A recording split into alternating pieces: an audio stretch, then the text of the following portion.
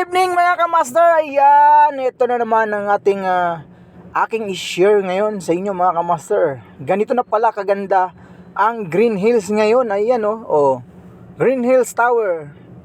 Ayan napakaganda na mga kamaster. Sa mga matagal nang hindi umuwi na mga OFW natin, at yung mga nanggaling dito dati na lagi or kabisado yung Green Hills.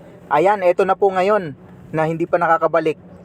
Ayan, ito na ngayon ang Green Hills. Napakaganda. Ayan, may bago na silang building na pinatayo. Ayan Ayan, tapos na pala to. Siguro hinabol nila nung December nagbukas sila. So hindi pa siya masyadong 100% na na tapos kasi meron pang ibang mga ginagawa. Ayan, tulad niyan, makatakip lang siya ng tarpaulin, pero ginagawa pa yung loob. Ayan yan. So ayan, samantalahin ko na yung pagkakataon. Shout out pala sa mga nagtatrabaho dito dati, Automatic Center at taga Blims. Ayan, itong pwesto na to, Automatic Center yan dati at Blims, mga kamaster. Ayan napakaganda na mga kamaster. Ayan So ang harapan, ayan, merong parking, tapos mga restaurant sa baba.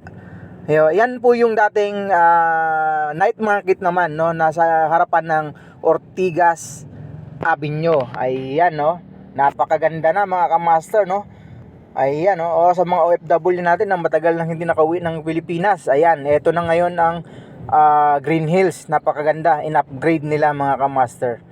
So ayan, sa mga bago sa aking channel, Tata TV Official, please like, share, and follow.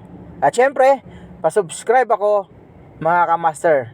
Magandang gabi at maraming salamat. Bye-bye!